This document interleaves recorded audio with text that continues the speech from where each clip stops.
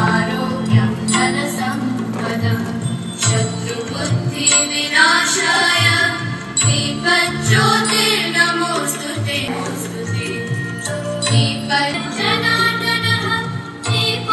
గౌతమ్ పాఠశాలకు ముఖ్య కార్యనిర్వహణ అధికారిగా